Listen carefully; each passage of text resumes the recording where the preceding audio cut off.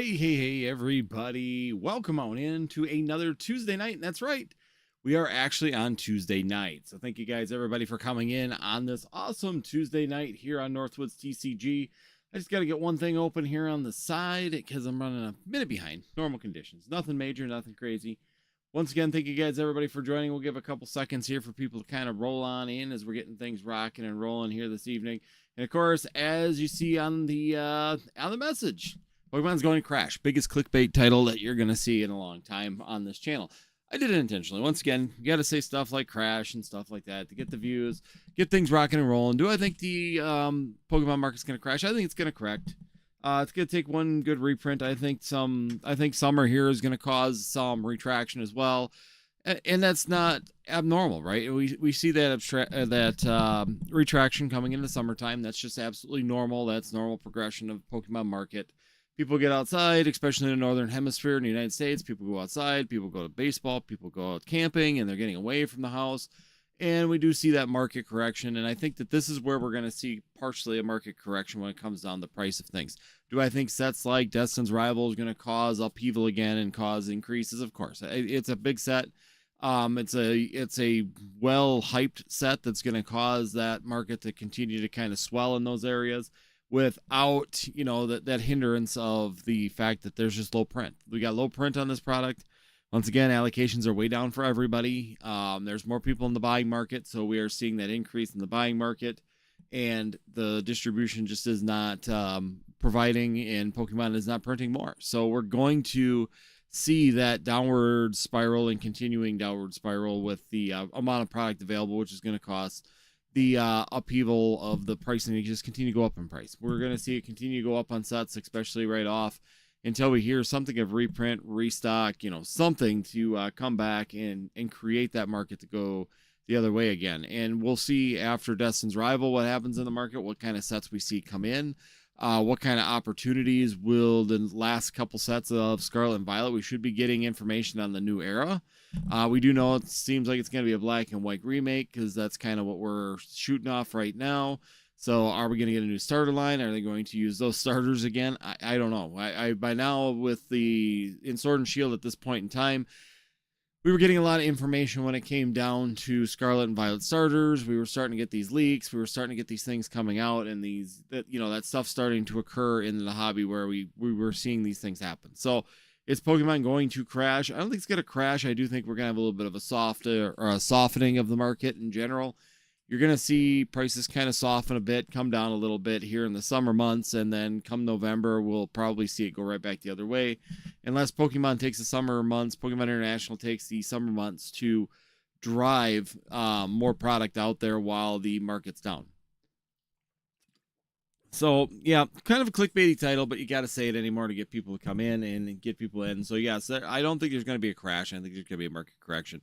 The one thing that's been coming around a lot, and I just, as I was sitting down here on the thing, I see Nostalgianomics even did a video on it, about Rudy, and what Rudy's statement was on his recent video. And I get some people messaging me, questioning that, asking about it, and what my feelings are, and do I think Rudy's spot on?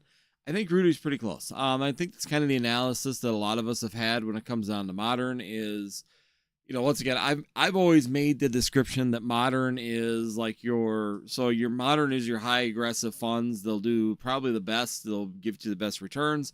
Your Vintage, you go back to that Vintage, that's going to be more of your good old boy clubs. That's going to be your Dow. That's going to be those nice slow gainers that are going to continue to give you gains, but it's usually just very, very slow conservative gains. And then of course you get that middle era, which is pretty much like your moderate, where some of them are going to do well, some of them are going to be slow, some are all of a sudden going to spike. There's kind of that moving all over the place, like we're seeing with Sun and Moon, like we're seeing with some of the XY Evolutions cards now. You're getting that kind of validity in some of it, but a lot of it has become very, very conservative and laid back. And I think that that's a big thing to look at, and Rudy, I think, was right on. I think that when you look at, Sword and Shield, the Sword and Shield in the next 10 years going to outperform the S&P 500. I think that there's a very good chance that it could. I think so far, year over year, on my investment side of things, I have seen continuous just rollover and success of beating the S&P 500 every single year.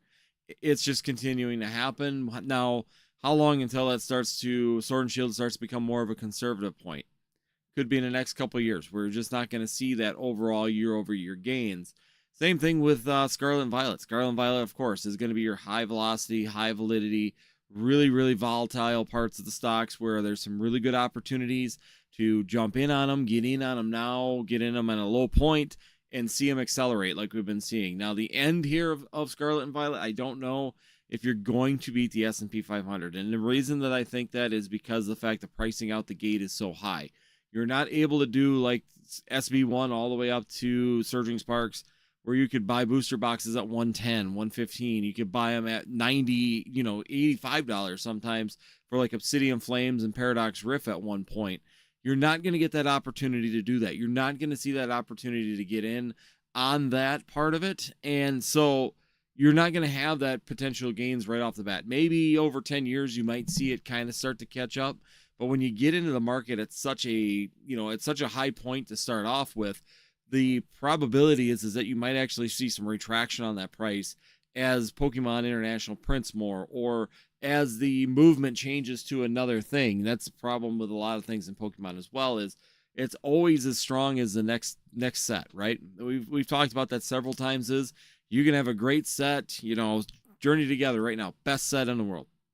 Pounding it, great set to a lot of people, till Destin's Rival hits. Then when Destin Rivals hits, then that one drops off. And we've seen that through the whole Scarlet and Violet era up to this point. Like we said, even on the sales sides, Sword and Shield, we've always seen continuous sale. People always want Sword and Shield products. They're always chasing an alternate art. They're always chasing something in the Sword and Shield era, whether it's a trainer gallery or an alternate art, that Lugia, that Giratina, the Charizard, the Arceus, whatever they're chasing. The Gengar. There's always that chase in Scarlet or Sword and Shield where people are always trying to find that, and that gives it an incentive. So we see movement all over them sets. Like when you're selling things online or when you're selling things live, people automatically gravitate to Sword and Shield sets and are really into it. Scarlet and Violet is another game, and I think it's going to do well futuristically. We're now finally getting past the crest where I think that people are feeling more comfortable with the long term on this products. But Scarlet and Violet has always, and to this day, been only as good as the set that it's currently in. So, for example, I'm going to put it up here. Surging Sparks. When I got Surging Sparks, I couldn't keep this product on the shelf. There's no way. I could go buy this anywhere and sell it immediately. Once Prismatic came out, I got Surging Sparks sitting. It just doesn't sell very fast, right? And that's a factor that comes down to it is that you're competitive in price. Everybody's right at the market value on the price or slightly under the market value of these particular booster packs, but still, people aren't interested in it. Journey Together now is selling, and I sell a lot of Journey Together. I just happen to get some more from distributor here, another half box of the sleeves, which is great, but that's where we're seeing it kind of move. People want Journey Together and Prismatic. Prismatic is a specialty set. We knew that set was going to hold value for a long period of time, and we're continuing to see it there. Journey Together now has had its fly up, and it's doing really, really well. And now, when Destin's Rival's been announced, we saw Journey Together kind of, as more and more of the secret rares and SIRs and illustrated rares come out for, Glory of Team Rocket now, which is going to be our Destin's Rivals. It's getting to see that retraction. We're starting to see it, Journey Together slow down as well. People are revving up and spending money getting ready to go with Destin's Rivals. So that's getting to be the next thing that everybody's shifting gears for a little bit early, because the Team Rocket set, it's going to have a lot of nostalgia. It's going to have a lot of that part of it too. That's really going to drive that particular part of it. So yes, I think that then in the summertime here, we're going to see a soft landing. I think that we might see more action on the single side. I think you'll see more action on the grading side, continuing to maybe go up in value and price because people are going to be opening less cards, which is going to put less graded cards potentially, or less singles out there and less graded cards out in the market. So now in the summertime is where you typically start shifting more to that singles and graded market, because there's going to be more opportunity, and start buying in on sealed product. Now the summertime is where, I've talked about this last year, going into May, June, and July, starts to become my biggest sales purchasing times. This is where I need to start purchasing product that I see. Sword and Shield product dropping in price. Scarlet and Violet pricing starting to retract. We'll go and buy some of that for either A, to sell in the fall when you're getting ready for the fall season, or B, if you want to sit there as investments, and then's the time to really jump in on those, because then come October, November, and December, we start seeing everybody rev up for Black Friday, for Christmas, and then you got tax season through the spring. So there's always this reciprocating cycle of where we go into what feels like a crash, but it's really just a softening of the market. We're seeing a softening, a retraction, a little bit of a pull down when it comes down to the overall pricing and availability that's available, and also the amount of movement in there. People are just doing other things, plain and simple. They get busy. Your kids are doing outdoor sports, they're doing camping, they're doing fishing, they're doing family vacations, and all those kind of things are happening in the summer, and that does affect the market in the northern hemisphere. So we always run that, like growing YouTube channel, trying to do that in the summertime, or grow a following or build a business when it comes down to Pokemon. The summer is really the worst time to try and start that. Sometimes it's convenient for some people to do that, and it's convenient because you can purchase things cheaper when you're starting your business out. But on the other hand, you better plan on holding for the long haul till you get up until October, November. So anybody that's sitting there purchasing, if you're looking for a short-term investment, it's going to become very, very difficult as we get further into May coming up here. It's hard to believe we're already to May in 2025. But as we get closer to May, you're definitely going to see that retraction. You're going to see that pullback, and you're going to start seeing that softening. Once Destined Rivals hits the shelf, it's really going to be pretty prevalent at that point in time. And whatever comes after Destined Rivals, we should have at least, I think it's 2 more sets. Correct me if I'm wrong. I think we should still have 2 more sets in Scarlet and Violet before we rotate out. At least 1, possibly 2.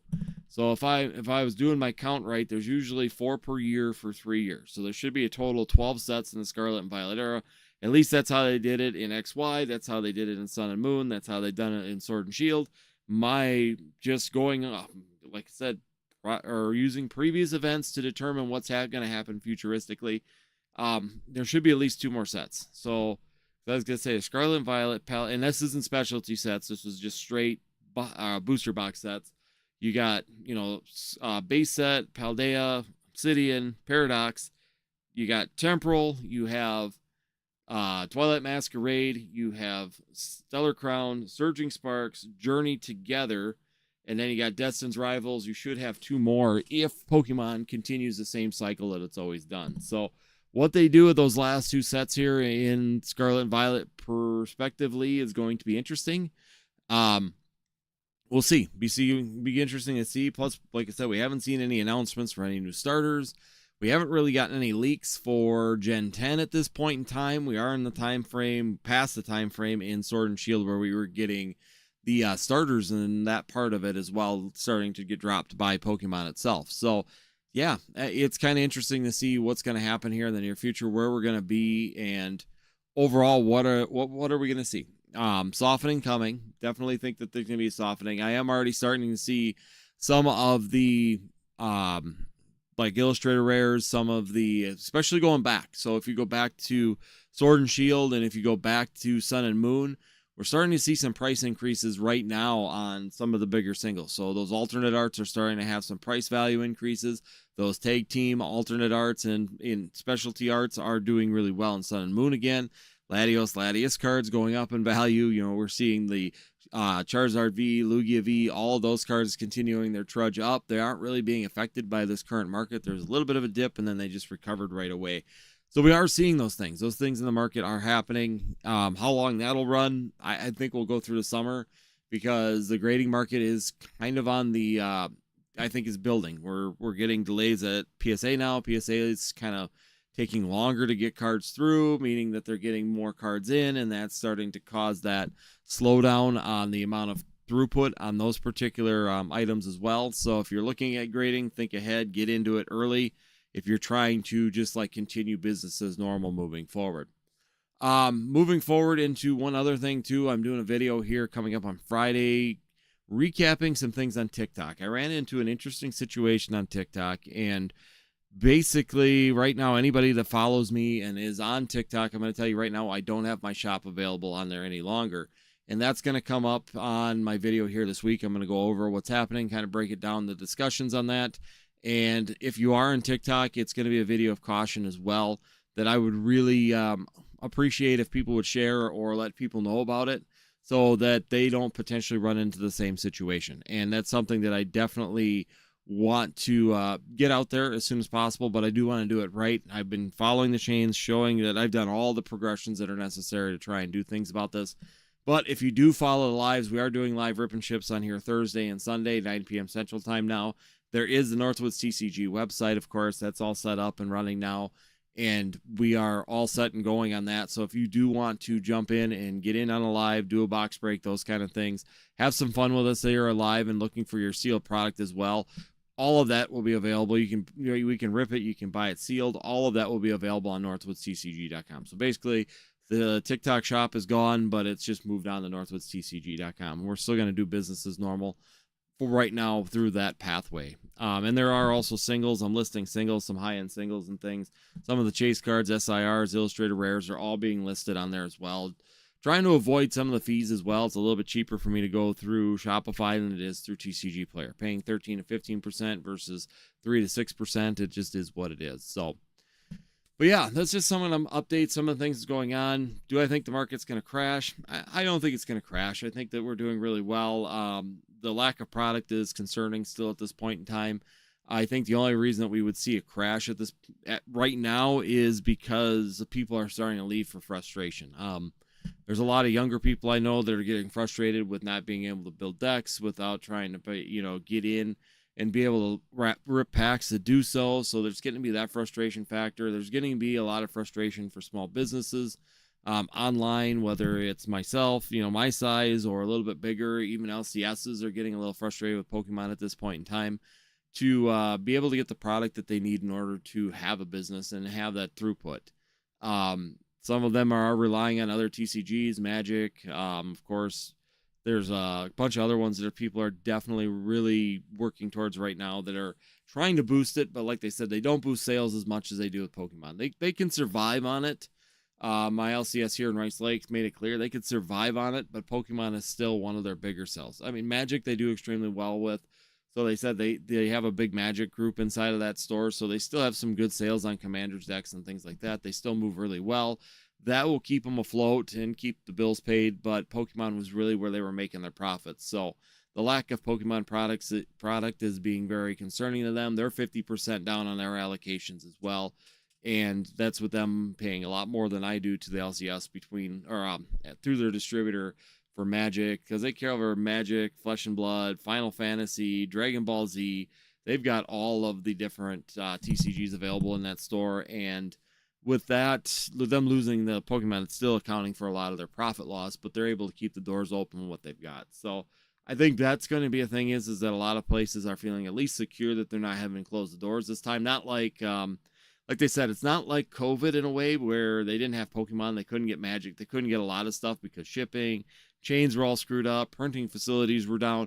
All of these stuff were really, really sucked down, shut down where they weren't getting any profit.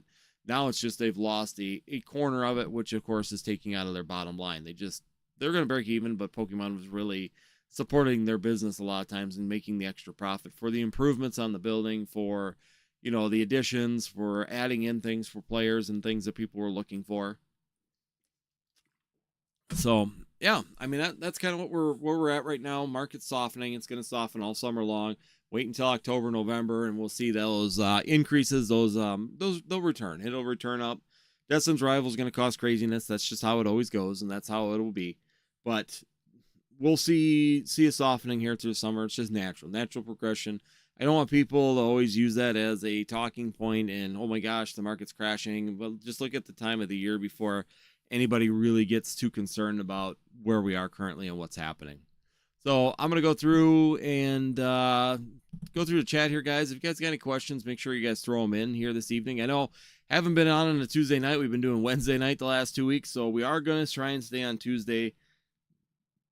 I think the school board stuff is completely caught up. I'm not going to 100% say that we're done, but I don't have any school board stuff coming up on Tuesday. It's just been I've been living at the school. I said at this point in time, I pretty much just need to have an office at the school building because that's how much I'm just living there right now. The only thing that we got coming up here in the summer, of course, is Little League Baseball, but I'm typically home by 9 o'clock to be able to jump on. If I'm a little bit late on a Tuesday, I'll jump on at 9:30. I just wasn't getting out of the meetings until like 10, 11 o'clock. So it just didn't make sense to come online that late because most people are already moved on to different places. So one thing too, I haven't had a chance to watch. I just thought I saw the Dan Catch 'em All Collectible say he's doing his last live ever. Is that what the live was that I just saw on his channel? Let me know if someone's in the chat follows Dan, if that's true. I haven't had a chance to go watch it or, actually get up to date with what was said there. A lot of people, like I said, Rudy's been the big talk of the town right now with what he said about it, and I think he's on. I know some people are completely against that and say it's blasphemy to say that these products will beat the S&P 500, but 100% honesty, we've already seen it. We've been seeing it now for almost 4 years straight, 5 years straight. So why would you think that that's going to change in the next 5 to 10 years? What's going to happen in Pokemon market right now that's going to change that prospect? The only thing that's going to change that prospect right now in the later sets of Scarlet and Violet is plain and simple the price of product and the availability. We're seeing pricing get way too high too fast, that getting into it's not possible for a good investment at a decent price like we were seeing with the early sets. I think the early sets are definitely going to do probably equal to or better than the S&P 500, and I think that its Sword and Shield sets are going to do better than, equal to or better than the S&P 500. I just don't see anything in this market that's actually going to change the prospect of that or make that change to where I think differently at this point in time. There'd have to be some massive change in either the economy. We're going to have to go into a depression or a recession really, really heavy to really cause the market to really slow down. And like I was talking to people that didn't go on family trips this year. They didn't do the event things this year because of cost, and they were worried about inflation and all this stuff, but they are still buying Pokemon. They just said it's easier to do at home. The kids love it. They can buy a booster box of Pokemon, enjoy it, rip it, open it with the kids, and they love it. And it's a lot cheaper than taking a trip across the country and spending all that money, gas money, food, hotels. Like they said, even myself, we did a trip here not that long ago down south, and every hotel we went at was almost $170. You can't find a hotel room any longer unless you buy like Roach City hotels or rent a Roach City hotel. You can't get a hotel for under $100 anymore. And that's what you can't get you can't go to like a Holiday Inn, or you can't go to a Comfort Inn or one of those ones that are a decent one and get it for under $150. All the rooms are extremely expensive. There's no real good way to travel any longer without having huge expenses, especially with kids. The prices just get astronomical with traveling, but for the price of a hotel room, you can go buy a booster box of cards, and the kids love it. That makes them happy, makes the family happy. And so a lot of people have continued to see that kind of be a thing in their families. Instead of traveling this year, they were buying Pokemon cards because it was fun until the prices went crazy the other way. Now they said they're kind of just chilling and waiting for prices to come back, but they're still buying products when they can. When they see things available at the store, they're still buying them. It's just they're even slowing down because the price is getting too expensive for newer sets. So definitely some interesting things happening in this market. Softening's coming. I predict that we will see some softening. It's already kind of seeing it. We're not seeing as much movement as up and straight up movement that we normally would. Destin's Rival is going to be the exception, but I think that that's going to be a little bit maybe short-lived, or maybe not short-lived, but it'll be specific to that set, and Prismatic are going to continue to kind of fight that until the next set comes out. So, all right, let's go through the chat real quick. We got Royalty. Thank you so much for dropping in. Garen, glad to have you. Hopefully you're getting ready to go planting and get the fields working. We're trying to get equipment set right now. So got the work on the farm getting going, getting her done and getting ready. Hopefully it stops raining here shortly. Antonio, welcome on in. Thank you so much for joining in. Antonio, you are fantastic coming to the lives, coming to all my lives, whether it's a rip and ship, you just sit here and have good discussions. Thank you so much for being here this evening. Greatly appreciate it. Ivan, haven't seen you for a while. Back collecting Pokemon. Awesome. Welcome back, Ivan. Hopefully you're finding some good stuff out there for your collection pieces. iFOMO, thank you so much. My #1 mod in here. Thank you so much for jumping in, giving us the popcorn. Let's sit back, relax, and eat some popcorn here tonight.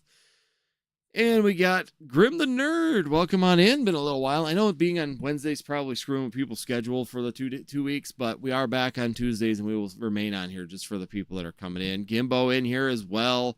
Welcome on in, guys. Glad to see all the familiars back in here as always. Glad to see you joining us here this evening.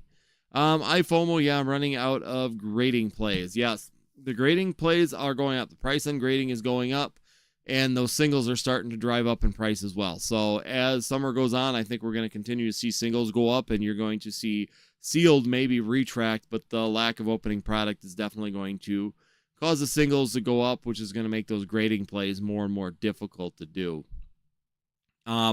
iFOMO says Celebrations is so slept on. Celebrations is one of those sets. I mean, I can say some of them are slept on. I think that there's some opportunity in it, but I also think that Celebrations was so specialty, and this may be a hot take. Everybody's going to have a hot take when it comes down to some things. To me, Celebrations was a boring set. I said it when it was released. You can go back. I was not a huge fan of Celebrations set in general. I think the product line, some of the product boxes are really cool, like the Pikachu tail ETBs. Those were really cool. Some of the products are cool. Some of the best parts were the promos, in my opinion. A lot of the promos in that set, I think, are still slept on pretty heavy. Doing like where they were doing the max up, like the level X Zacian. They had the what was it, the light Toxtricity card. So they had these crossovers where they took cards from generations that they weren't in and put them back in there. So like a light Toxtricity. Well, Toxtricity is, I think it's a Gen 8 Pokemon, and they put it into a Gen 2 Pokemon, which was in a Gen 2 format, which was a really cool aspect of Celebrations that I think is the slept on part of Celebrations more than just the reprint cards. I mean, the reprint cards are okay, but then they put that gaudy Pikachu, 25 logo right on the edge of the artwork instead of making it a little bit less evasive. And I said it back then, I'm not a huge fan of the Celebrations, just the way they did it. That's just my personal opinion. I know someone's going to say I'm insane. I know there's probably going to be someone in here going that I just don't know what I'm talking about. But, like I said, to each your own. It just is kind of what it is. I'm looking up real quick, Celebrations promos, because there was a lot of the promos I did like. I thought that they were really cool. Like the Dark Sylveon was another one. Once again, taking Sylveon, a Gen 7 Pokemon, Gen 6 Pokemon, and taking it back to the Gen 2. We had Lance's Charizard V, cool little remake. The Dragapult level X was, the Dragapult was another one. We had that crossover. I mean, there was a lot of cool like crossovers on the promos, and I wish that would have been something that was more fun on that part of it. That would have been a better fit to do that part of it. I'm trying to remember. There was another couple cool. Yeah, the Zacian level X, the Dragapult was a cool one. I'm just looking through all the promos. Dark Sylveon. Oh, the Gold Star Greninja, another one. You're taking a Gen 6 Pokemon and taking it back to, or Gen 6. I think it's Gen 6. Gen 6 going back to, Gen 3. So they took the promos and really moved them around. I thought that was really, really cool. Cool way to do it. Granted, the promo, the stamp still drives me crazy. It's just too big. It's way too much real estate. Way too big. As Grim the Nerd, I just saw that the stamp just takes up so much real estate. I agree. They could have made that a lot smaller, made it half the size, a quarter the size, and it would have been awesome. Celebrations was supposed to be a nostalgic set to bring the older crowd back into Pokemon. I get that, but why would you buy that when you can get a lot of those cards in like evolutions? And get rid of the gaudy stamp. It's the same card.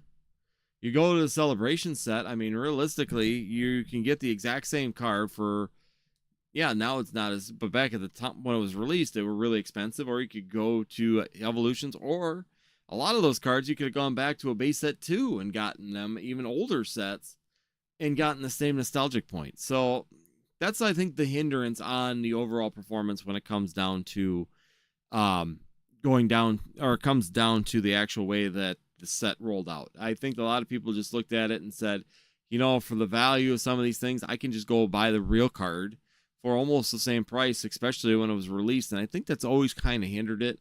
That and that big Pikachu, man. I'm just looking, even like the Mewtwo. You got almost his whole seismic ball covered, half of it's covered by the Pikachu symbol.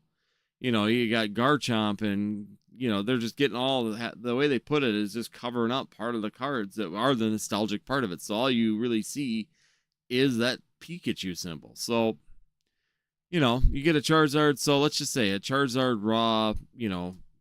So if you were to get a Celebrations Charizard, I'm just going to use that as an example. Right now, a Celebrations Charizard in the raw, and that's the one card that has been going up in value. I've been continuing to watch this one. It just slowly keeps trickling up, because back in November, it was about $65.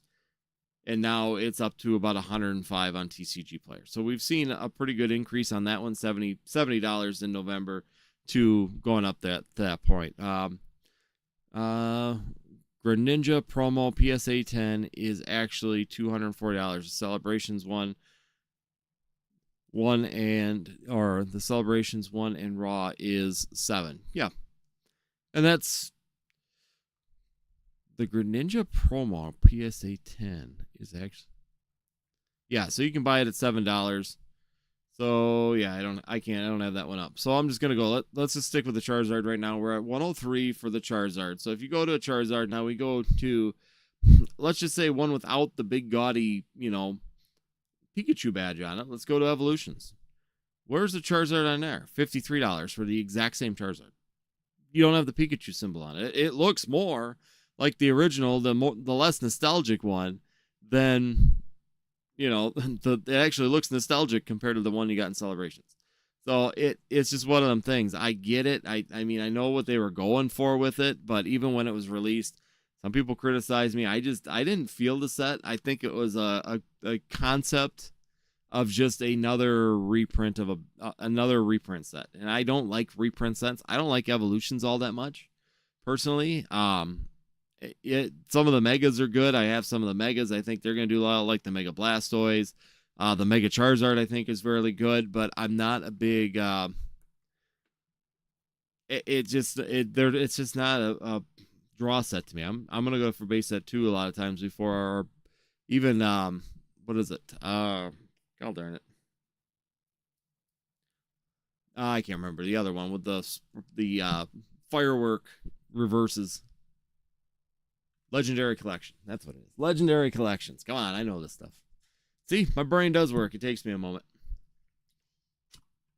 Yes, the Greninja promo is very hard to grade. I have looked through all of my Greninja promos, and none of them are all that good.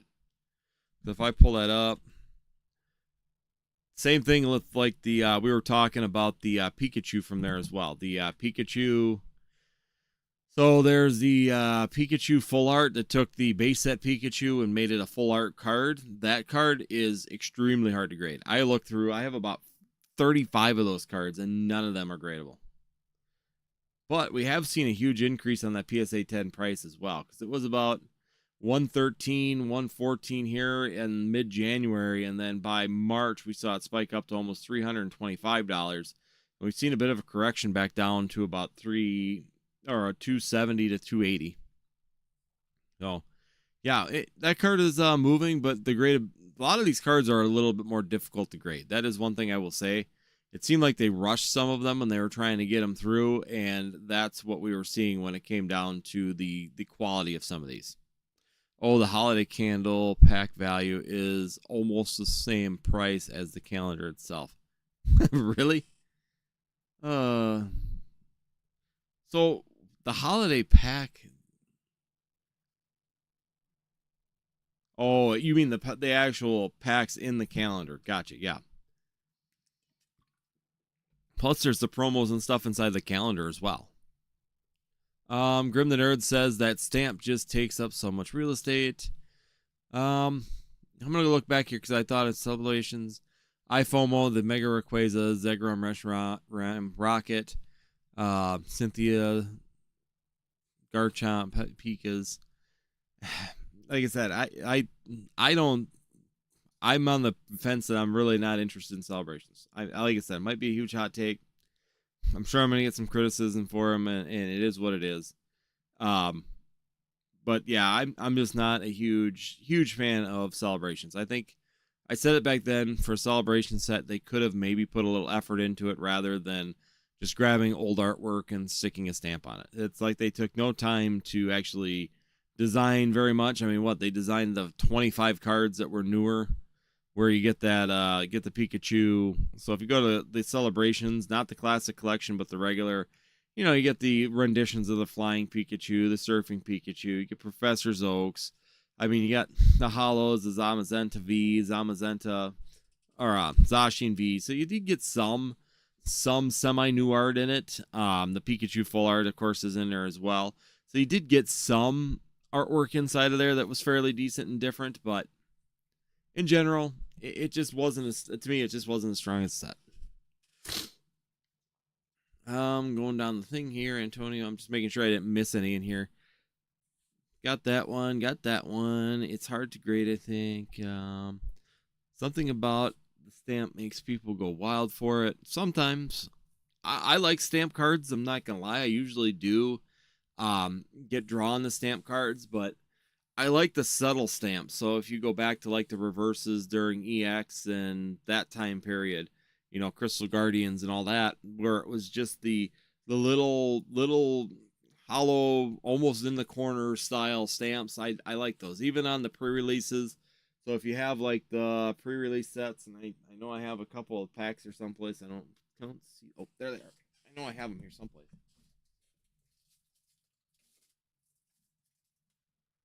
But even like the hollow on this one for Lost Origins, if it'll focus, but it's hidden down on the bottom corner. It's not bright yellow where it's distracting, but it's there. I like those style cards. I think that that's a really good way to do it on the pre-release sets.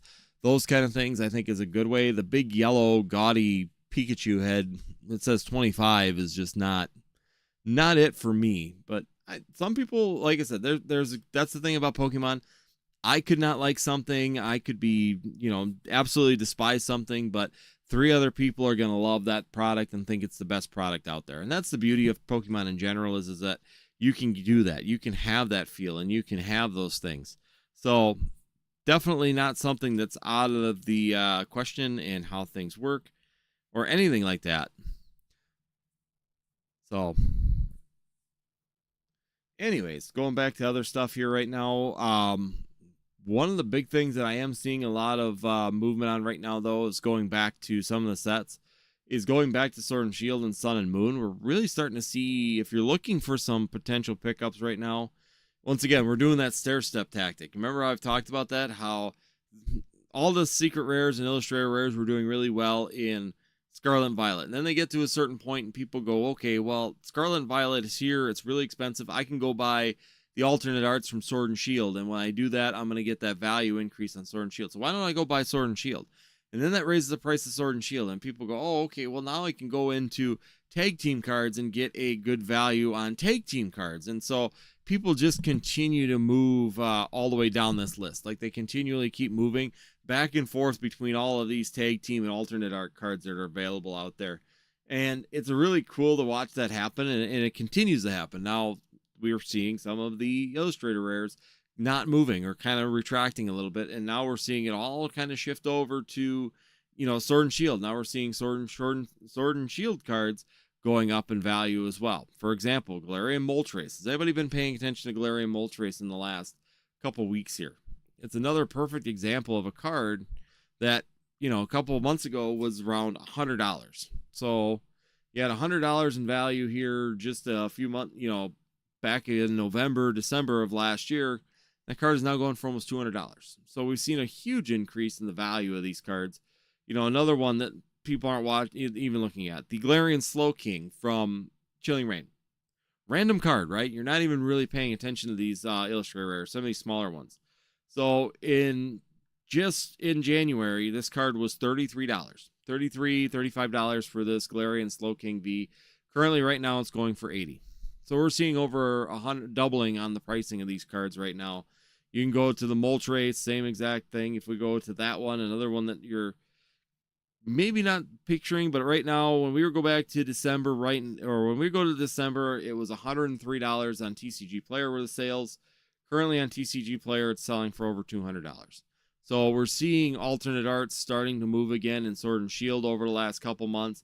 They're still moving up while Scarlet and Violet is kind of slowing down. So we're seeing that shift in the direction of the cards and how, where people are spending their money. Once again, that older minter, the Pratism that you could sit there and say, people still in a way live with that even in the modern era. So they're still doing the exact same thing when it comes down to modern cards. Blaziken, another one, November, it was about $250. Now it's up to almost $400, $380. Last sales on TCG Player were $385. So just in the last 4 months, we've seen that card go up by almost $100. So definitely keep an eye on those alternate arts. If you've been collecting alternate arts when we were talking about them before and wondering if they were going to be having any value here in the future, yes, they are starting to show some value. Blissey card, $15 back in January. So January were $15. Today we're at, last sales were at $28. So that one's even almost doubled in price. So we're seeing this doubling again of some of these alternate arts that are out there and some of the value continuing to increase on it. Now, Umbreon, I don't think that we're going to, Umbreon could do it, I guess, but, and even go back, even go into, we can even drop all the way back into, let's just say, Cosmic Eclipse. Another perfect example is going into these Cosmic Eclipse cards. We're seeing them going up in value as well. So back in December, at the end of the year, the Blastoise Flip Up, another card, alternate art from Cosmic Eclipse, Blastoise Flip Up, was at $128. Currently, that card is now up to $214 as the last sale. So we're seeing the value going up. Antonio just said, think the Kindra Trainer Gallery PSA 10 is 137. Yeah, let me go look real quick. So we'll pull up an Astral Radiance real quick. Trainer Gallery cards are kind of sitting right now. So let me see here. We're going to go ahead and look. We got Astral Radiance here. And you're looking at the Kingdra card, Astral Radiance. Kindra. I'm looking for Kindra. I don't remember Kindra. There's Idra, or Ida. Ida's in here. Kindra, where is that? I'm trying to remember. I do know that set. Yeah, it's a normal yellow border card. I know Kingdra. Okay, yeah, the Kingdra card is now, that Kingdra right now, yeah, 03. That's where I was wrong. That's where I was looking wrong. So the Kingdra, it's a trainer. Kingdra Trainer Gallery card right now, $5 raw. If you go in and look at it in a PSA 10, it's $137. So yeah, that's the Trainer Gallery 03. So if you got the Kingdra Trainer Gallery card, a lot of these Trainer Gallery cards are actually doing extremely well in grading. I've actually been sending a lot of these out to grading currently, just because there is a great opportunity. And once again, that's kind of the shift that I've had. I know a lot of people have been doing that shift, and I think that shift's going to continue to happen with the fact that we are continually not able to get product. If you're not able to get product, you're looking for alternate sources, and that's where we're seeing a lot of people looking at alternate sources right now, and that's why we're looking at it. Kind of flatlined, right? It has, yep. The Kingdra has flatlined for a little bit. A lot of them have jumped, and they're kind of just sitting right now, but it's still, I mean, if you were to source, it's been flatlined all through April. Actually, the last sale in it was, there was a sale on April 4th for $125, and then there was a sale for $137. It's kind of sat there. Before that, $120 was pretty, $100 to $120 was kind of the common sales before that, but still, $4 card, you source a $4 card, $4 to $5 card, depending on where you get it. You source it, you pre-grade it, you send it out, you get a 10, and you can turn a $25 investment, $30 total into investment into the card, with shipping it out into $120, even $100 income. I mean, that's still 3xing yourself, three and a half timesing your value on that investment. So if you can become good at pre-grading, there are some really good opportunities out there and some really good options for your portfolio. And that was my video I did last week. It was a discussion that I had. If you missed it, go back and look at that video as well. Basically, I went through some of the recent Illustrator rares that are sitting there that are, number one, they've come down in price. I think they're going to do really well. and they're going to really have some value just in the single. If you don't want to grade, you don't have to. There's value in singles as well. As the market continues to move forward and as time progresses, people are looking for them, and they're going to go up in price. Steelix, perfect example.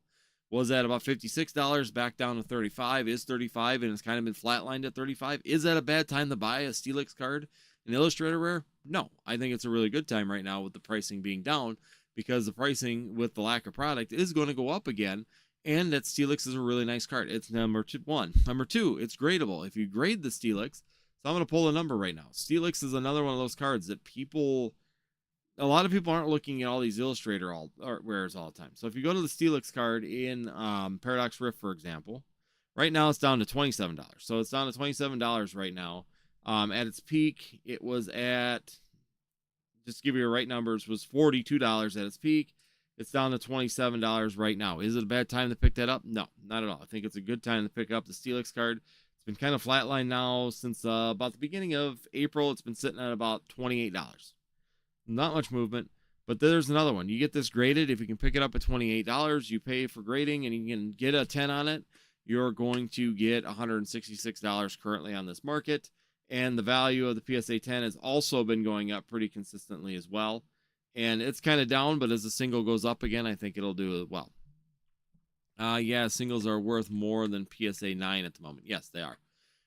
Some of them. There are some grading, and then in the video I did on last week, on Friday, there is examples of the opposite, where 9s will actually still get you, you'll break even on a 9. So basically, the price of a 9, if you grade it with the cost of grading it, you'll break even on it.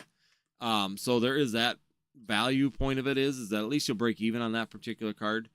But if you want to do singles, invest in singles. There are some really good singles right now. Illustrator Rares, I think, in SIRs are going to Secret Illustrator Rares from Scarlet and Violet are kind of going to retract a little bit here, just because I think that people are trying to get money, number one, for Destin's Rivals. They're trying to shift gears, get those out, and definitely take that chance to get those cards that they're looking for. And the other factor is, too, is I think that people are going back in time. They're using some of their investments to, or their value in their singles to go and push that direction as well. So definitely some opportunities, some things coming up in Illustrator Rares that I think are going to do well. Don't go after the brand new sets, Journey Together, Prismatic, Surging Sparks. Stellar Crown on the fence. I do like the what is it, Squirtle and the, why am I drawing a blank? Squirtle and Bulbasaur. I do like those two cards in that set as well. They're the two, 2 and 3 on the list right now. Antonio says, yeah, that's why I was saying at the moment older card is different. Yeah, older cards are performing differently. So even the Squirtle now is kind of coming down price. So we're seeing it pretty much across the board right now on Illustrator Rares and Secret Illustrator Rares, as we are just seeing correction on them. They're kind of coming down a little bit in Scarlet and Violet era, but it's the complete opposite in other eras right now. So if you're going after Tag Team, or if you're going back to Sun and Moon, they're performing differently, and Sword and Shield is performing differently than Scarlet and Violet. So people are kind of, and I get it. I mean, if you're looking at it and you're going to sit there and you're going to go Twilight Masquerade and you're like, I want to buy a Greninja. Well, do I want to pay $352 for a Greninja, or do I want to go and buy, X amount of alternate arts from Sword and Shield right now for the same price? When there's Sword and Shield cards that give you as much value potential as, as some of the newer cards, and the newer cards are more fluctuating. If you're holding long term and if you're looking for that stability of an investment, new sets are not exactly your most stable. Once again, same as sealed product. New sets are not as stable as medium age sets. The older a set gets, the more stability that there gets to be in that particular product. So, for example, if we go and pay $300 for Greninja, you could go and buy the Lugia V for less. You could get the Lugia V and the Rayquaza VMAX for less price. So you get two cards from Sword and Shield era for less value. You can sit there and look at Lost Origin. You're going to be sitting there looking that much for the Greninja in that one. Well, why not buy the Aerodactyl, the Pikachu V, the Pikachu VMAX, and the Rotom, all of those cards for less money? I mean, there's just more opportunity in some of the other sets right now going backwards, and that's where you start getting that stair stepping, where it continually does that. Antonio says, funny how they say that Obsidian Flames is worse than Stellar Crown, then Obsidian Flames has better SIRs. Yeah, I mean, I think Obsidian Flames, the only thing that ever held that set back was the fact the pull rates were too easy. And in my opinion, Stellar Crown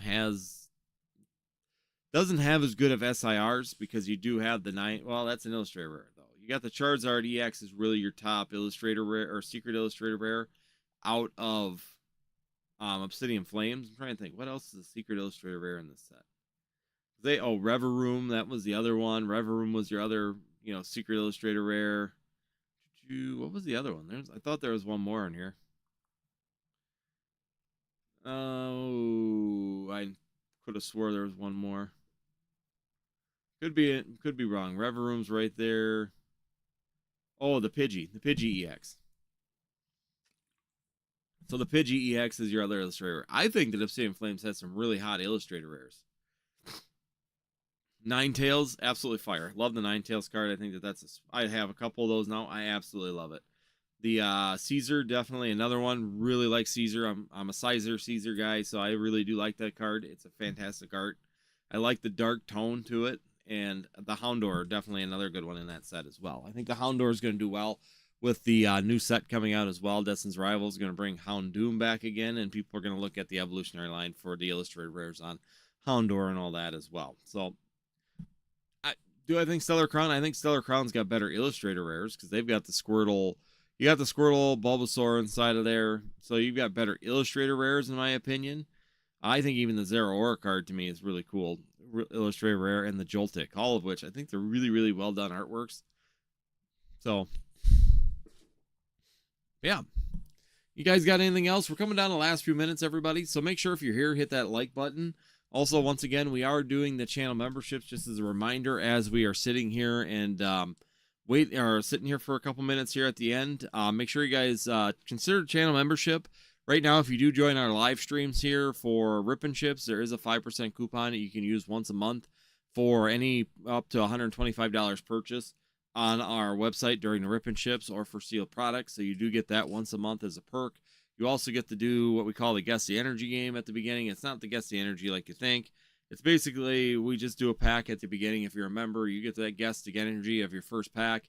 If you get it right, you get a bonus pack in there, and you get an extra bonus pack into your order. So it's just the way of having some fun and potentially getting a little extra for your purchase when you go through us for our live openings. So that's just something I'm going to put out there with the channel memberships I'm doing for everybody out here right now to give you guys a little bit of a benefit for joining that membership. Plus, just kind of fun to have that channel membership and kind of grow it as well.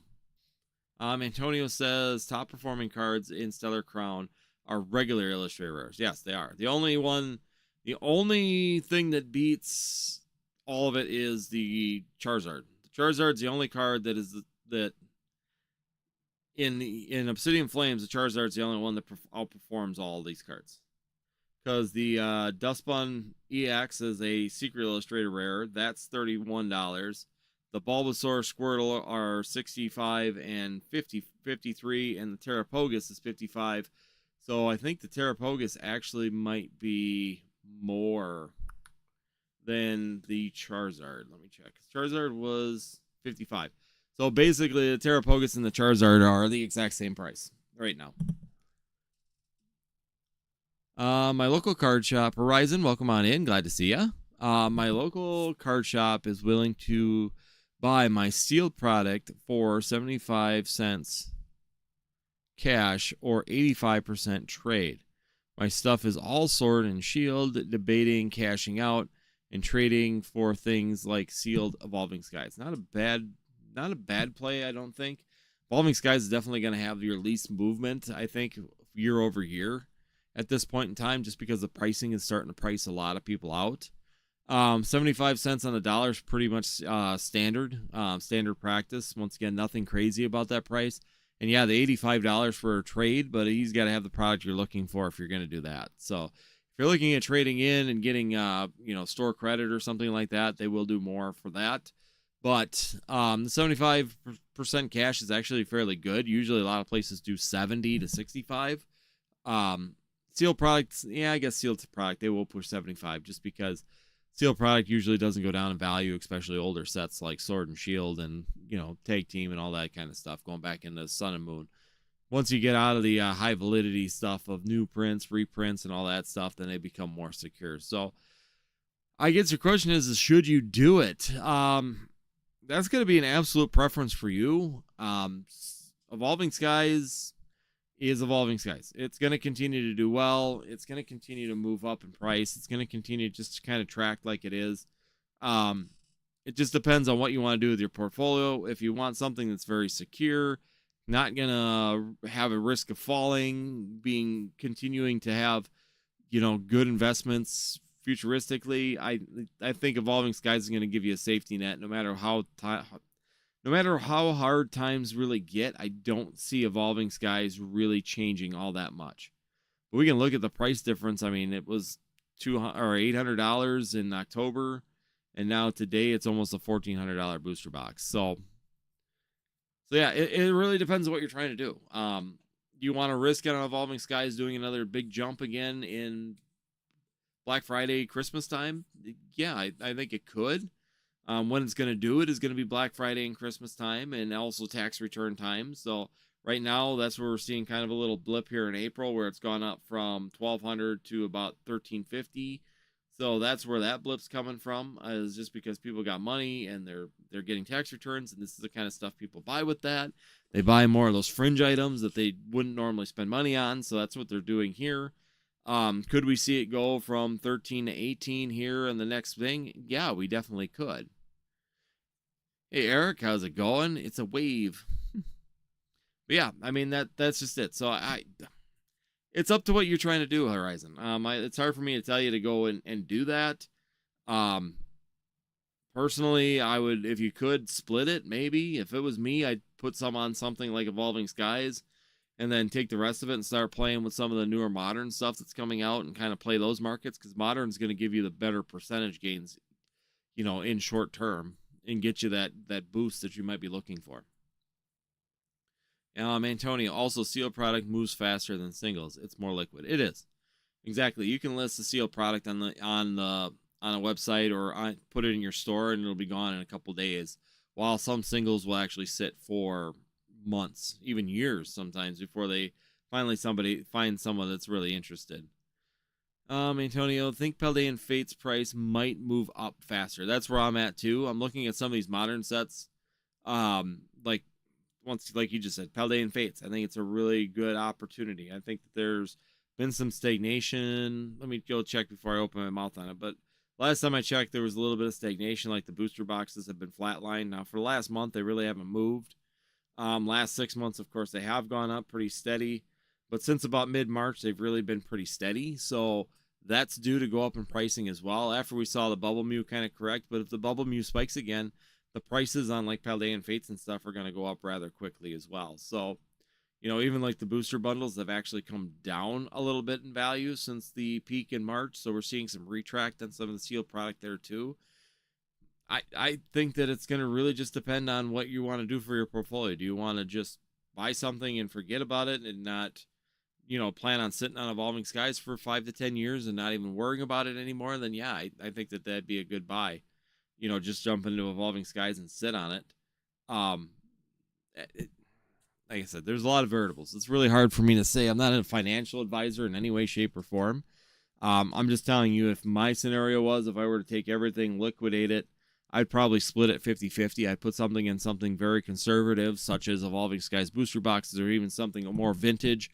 Start working downwards towards, that EX era, or even down to that Gen 2 and 1 era stuff if you can. If you're only in the sealed product, then that's going to get kind of pricey, but you can start working your way down that way and get that well-rounded portfolio that, some people don't talk about. That is, sometimes it's good to have it all over the place, because that way something may die, but another place might go. Morodos, thank you so much for jumping in. Evolving Skies ETBs is a better hold. Evolving Skies ETBs, I think Evolving Skies ETBs are good too.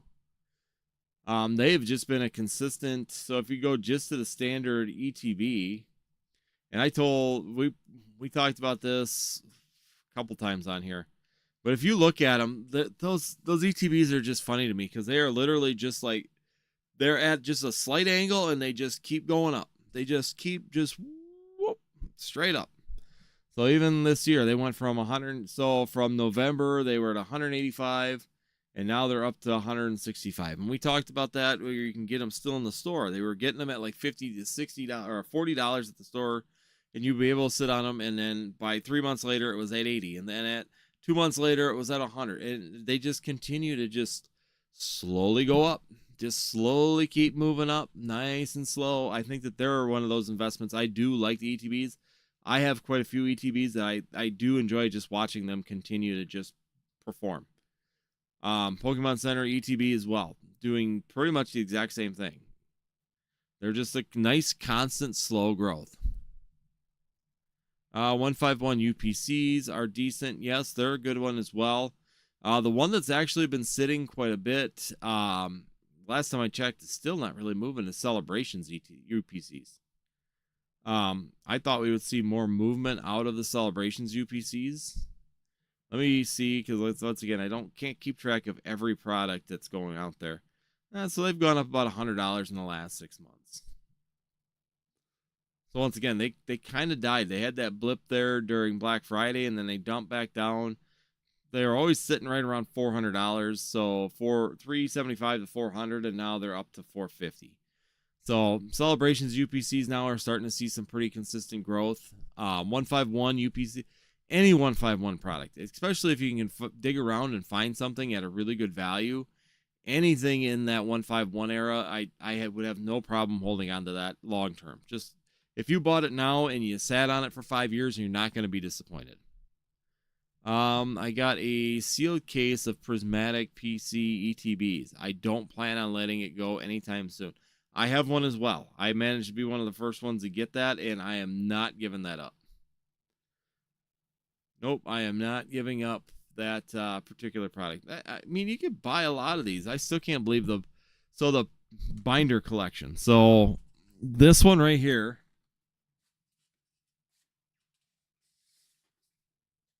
So I still got one of these as a binder collection. I have not opened it. This thing is at $100. This thing is at $126 right now and still going up. So yeah, there isn't too many products that you can buy in 151 that I don't think that you'll be disappointed in. City of Flames and Paldea Pokemon Center ETBs. Yeah, any of the Pokemon Center ETBs, definitely good long term. They just continue to move up. City of Flames, like I said, this era has just been weird. So Sword and Shield, we had all these theories, and we were seeing all these reprints of ETBs, and we were seeing all this product always coming back time and time again. And you'd think you were safe, and then you'd get nailed with another reprint. You think you were safe, and you get nailed with another reprint. This market in Scarlet and Violet is completely different. It's like they threw that all out the window and completely redid everything, and they just went, oh, we're not going to reprint anything. So nobody's going to find anything. That's kind of where we're at right now when it comes down to it. How long do you plan on holding on to that? I don't know. Be honest with you, I like it. I've got one. So I have at least one product of everything from 151. So I've got a UPC, I got a Pokemon Center ETB, I got an ETB, all for display stuff. I got cases of the ETBs in storage. So I've got 5 cases of ETBs right now that I've just put away for long-term investment. A lot of like the Alakazam, Zapdos boxes. I have one of each. I've kept it. The booster bundles, I've got a couple, I got a case of booster bundles out, plus a couple of loose ones that I like just for display stuff. The Pokemon Center Elite Trainer boxes. Considered selling a couple of them just because, personally, I've been kind of wondering if I should take that and reinvest it into something else and get ahead of like Destin's Rivals or something. And 151 reprints are just slight setbacks, exactly. Reprints are just a little. Reprints are another point to step in very quickly because that's exactly what happens on 151. What about your prismatic or Paradox Pokemon Center Elite Trainer Box? Paradox Pokemon Center Elite. Like I said, anything Pokemon Center right now I think is going to do extremely well. Any Pokemon Center ETB I think are all going to be fairly good buys. Pokenufo. I still got a Shining Legends Raichu GX box. Is recently started moving. Almost let it go for 120 last year, but ended holding on to it. If you got a single product like that, sometimes I just like to hold on to them. I mean, I got a lot of little single products that are just nuanced things that I really, you know, I could dump them really quick and just make money on them, but I like them. Number one, I like them for the collection. So the collection part of it I do like. So like I've got all of the built-in battle boxes from Sword and Shield. I've got one of every one of them. And I think that they're really cool. You know, I just like the display on them. I think that's a really cool little nuance to have. And to have every one of them is a really cool thing to do as well. And plus it's got possibly a promo card that someone is looking at for there as well.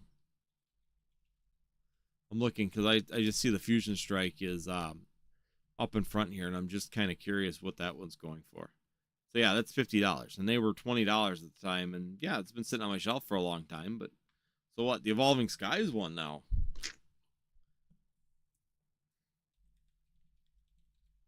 I'm just curious what Evolving Skies building battle box is going for, because I also had them building battle stadiums. Yeah.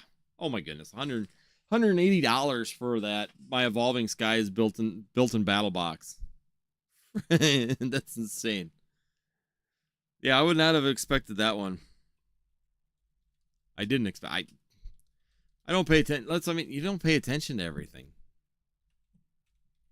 So even them building battle stadiums, I remember you could not get rid of them things. They sat on the shelf forever. They're $350. How many cards are there? There's 4. 12, so you get 12 because there's 2 of the built-in battles in there, so you get 4 there, and then you get 4 additional. So there's 12 packs of Evolving Skies inside of that built-in battle stadium. Yeah, it's insane. Insane the pricing of some of these things that you wouldn't have thought. They sat forever. This didn't move, and all of a sudden now the value is just absolutely crazy. But all right, guys, it looks like we made it through the chat. I think I've hit everybody's everything that everybody said. It is past 10 o'clock, so we are going to start wrapping her up here. Hopefully you guys have a fantastic week. We do have a video coming out, so I would appreciate if you people could help share that and consider sharing that for me. I do want to get some push or some people out to hear what's going on with that, with the circumstances that just occurred, because it's kind of going to be a cautionary tale. And I kind of go through how I reverse some of it as well. You know, some of it's going to hurt a little bit, but it is what it is. It's not like I just restarted, luckily, so I wasn't sitting with like thousands of dollars in there. But I'll be doing that video coming up on Friday. We'll go over everything and we'll tell people what to look for and what the requirements were to try and fix it. And we'll go over all that in the video coming up on Friday. It's definitely a cautionary tale. Like I said, I've been a big advocate for TikTok. I've loved the TikTok platform, but since they did that shutdown that one time, it is not the same place. I will tell you that 100%. We'll go through that coming up here on Friday, so stay tuned for that. I'm also going to continue to try and do these little shorts every single day. If I'm not doing a video, try and put in shorts to promote the next video or bring up something, kind of like I did with the MJ Holding. I've released the short the day before and then released the video the day after to try to promote these things. I'm also trying to work on building up YouTube again. I would like to try and see. It's still early in the year, and my kind of goal is this year to. I haven't put a subscriber goal on myself for quite a while, and this year I am actually going to do that. I'm going to try and hit 5,000 this year. So that is my goal. That is what I'm trying to push right now, and so I just wanted to ask for your guys' help. Hit the like button on the videos. Make sure you guys hit that share button on things as well. And make sure that you guys help me out by just watching the videos. It's a huge help to do that. Maybe if you're, just put it on the background and watch it through your secondary counts or whatever would be great. So just want to hit that up. Make sure you guys do that for me. It's greatly appreciated. And like I said, channel memberships, great way to support the channel and get that 5% off on our shop for what we do have available. Right now it's a little bit less, but you know, if you're looking for stuff, we do have some things available right now in the shop. And once again, we got one more thing here. It's tough. Pokemon content, it's expensive. If you're opening, yes. When I used to open stuff live, it is very expensive to do that. But, you know, some of the stuff here, when you're looking at it, is if you're not opening and doing that, it isn't too bad. Eric, make sure we like the stream, guys. Exactly. Thank you, Eric, for pushing that. Make sure you guys hit that like button before you leave. I see we have more likes than we do people in the chat right now, so that's greatly appreciated. But thank you guys, everybody, for joining me here tonight. We're going to wrap this up. We got 13 likes. Make sure you hit it before you leave. Keep this pushing. Share the channel. It's up to you guys. You guys are the number one thing that can help me the most to continue to grow and hit that 5,000 subscriber goal here this year and see if we can get her moving again. Maybe we'll go higher. I'm all for it, pushing higher and continuing to grow the channel and get out there. So thank you, everybody, for joining me once again on this lovely Tuesday evening. We will be back next Tuesday, 9 p.m. Central Time. We're going to try and keep Tuesday. Tuesday's my day. I'm going to try and stay Tuesday. If it's a little bit later during baseball season, we'll go a little bit later, but I'll still try and maintain Tuesday as long as it doesn't go too late. If it does, we'll kick to Wednesday every time. So that way you guys can always find us here on Northwoods TCG. Otherwise, make sure you hit that like button. Hit that subscribe if you have not subscribed to the channel yet. I don't know why you've watched this long and haven't, but make sure you hit that subscribe button. And last but not least, make sure you hit that share button to people that you know. And I hope to see you next time here on Northwoods TCG.